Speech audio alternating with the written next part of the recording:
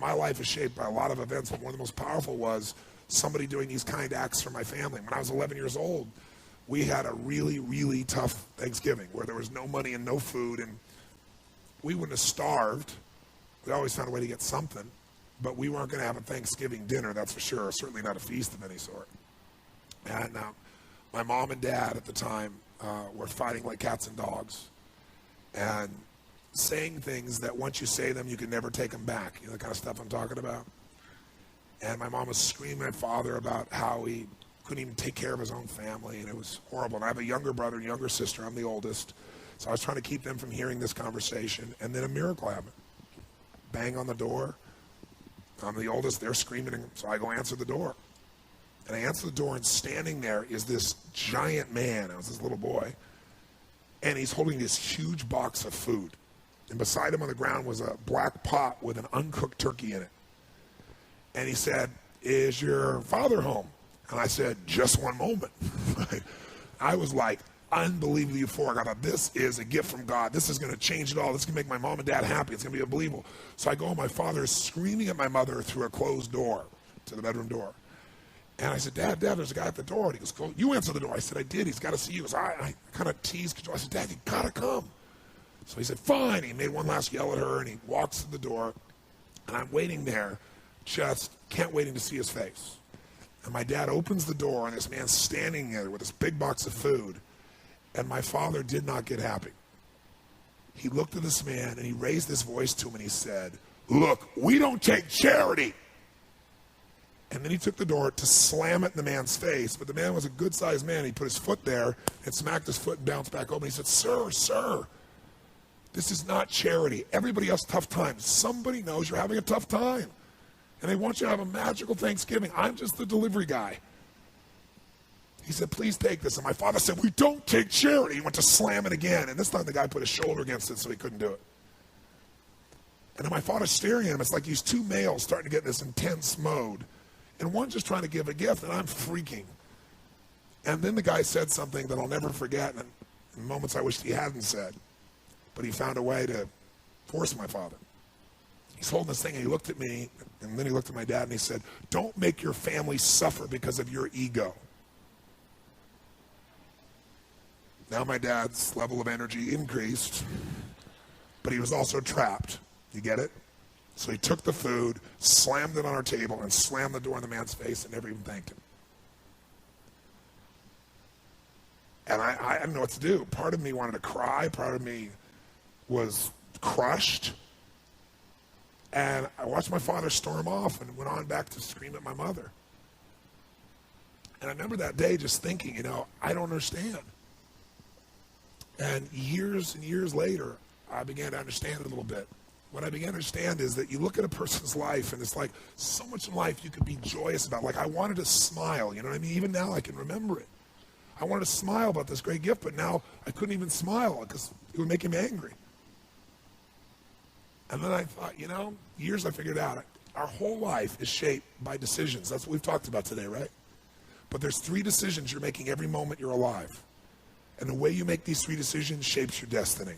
First decision we're all making every moment is, what are you going to focus on? What are you going to focus on? And, I realized that my father's life and my life ended up very different because we made that day 3 decisions very differently. He decided to focus on the fact that he has not fed his family.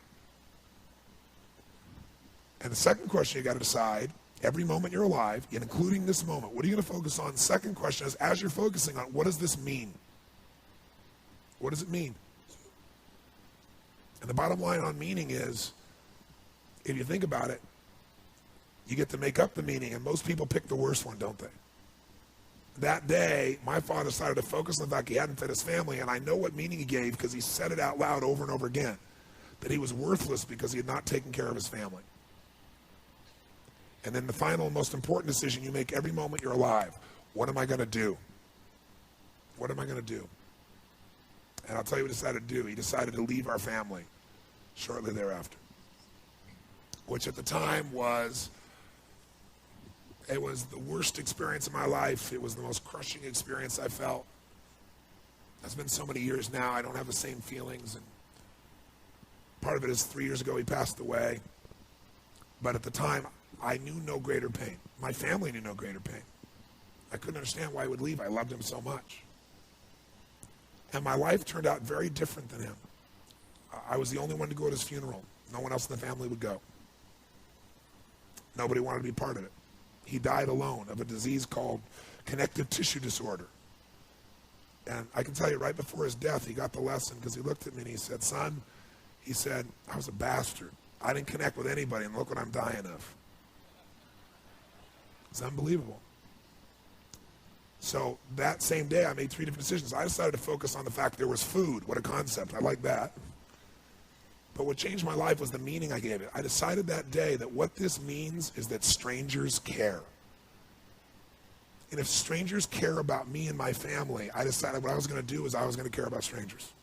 And that completely changed my life. I promised myself someday I'd do well enough to do this for other families like was done for me. And I didn't wait till I was, wealthy to do it. I did my first one when I was 17. I remembered I was 17, I had my own car, I had some money, and I decided to go on the greatest shopping spree of my life at that point. I decided I was going to go shop for 2 families for Thanksgiving, and I was going to go do for families what was done for me so many years before. It was the most euphoric experience. I took 2 baskets, I went to the manager of the place, I told him what I was going to do, and I said, I want you to give me a discount, you be my partner, give me 10%, cheap bastard. Right? But it was so cool. I got 2 of everything, right? Because I wanted to get enough food for a family for 2 or 3 days and have an unbelievable feast. Then I called this church in the Barrio area, and I said, listen, I want to go take care of some families that are too proud to come to the church and get food. So they might suffer. Can you recommend some families? And they gave me 2 families. So then I wrote a note because I thought, you know what? I'm going to put on old jeans and a T-shirt, and I'm going to deliver this. I'm not going to get the acknowledgement, but I do want to see their faces, right? So all goes the delivery boy, which is easy. I look like one. But I wrote this note, and I don't want him to get upset like my father did. So I wrote this note, and I said, this is a gift from a friend. Please know that you're loved. I want you to have an extraordinary Thanksgiving. You deserve it. Please accept this gift. And then I put under it, I said, if you can, someday do well enough to do this for one other family and pass on the gift. And I put love a friend. And then I realized I was going to an area that was more Latino, and I don't speak Spanish, so I thought, I got a friend to write on the back in Spanish so I could flip it around if there was a challenge. So I got one of my buddy's old vans, because I need a little room, put all the groceries in, and I drove to this house. And it was not what I expected, it was more. I got to this house, and I got 2 bags of groceries, and I banged on the door. Door opened, and this woman about this tall, right, stares up at me like this, right? And I said, hi. And it was very obvious she didn't speak any English, and she let out a scream when she saw the food. And by the way, this woman had 5 children and a husband. What I didn't know is the husband had left her 3 days before with no money, no food, and 5 kids. So I got these bags. So she screamed, and she grabbed me and started pulling my neck and like kissing me, right? And I said, no. I said, I'm the delivery boy. And she didn't understand a word I was saying. So I reached in my pocket, and I gave her the note, flipped it over. She read it in Spanish, and then she started to bawl. So then she came and started kissing me again. I said, no, I'm the delivery boy. I'm, trying to show her. And she goes, no, gift from God, gift from God. I said, I'm trying not to bawl.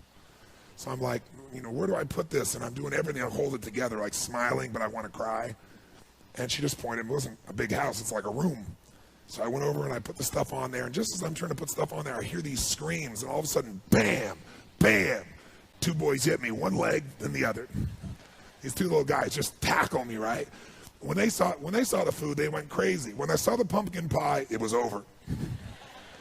So I said, come out with me.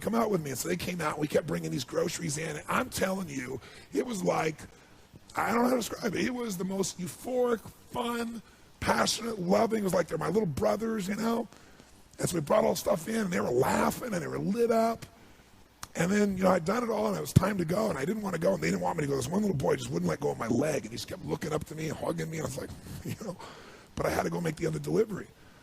So I turned to this woman, I said, I've got to go, And she said, okay, whatever her language was. I didn't know what it was, but I knew it meant okay, right? So I went to go leave, and then she grabbed my arm, and she started to have tears in her eyes.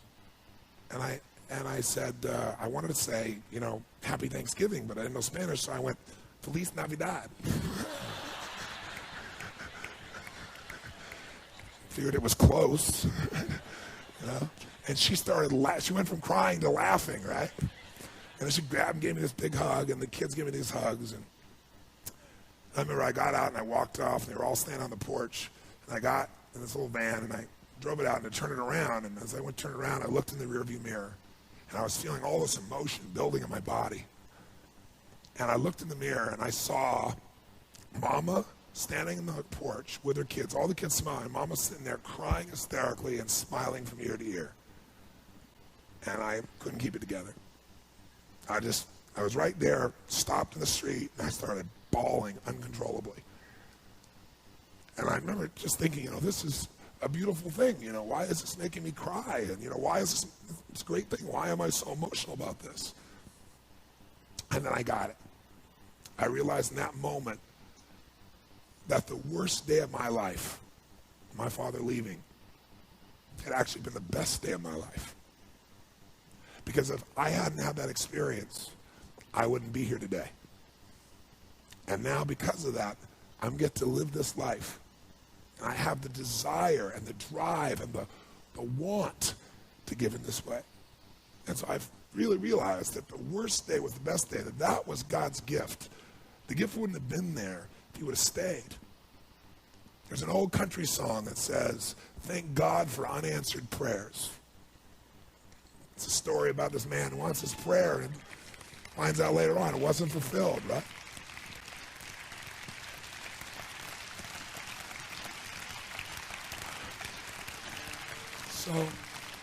So I tell you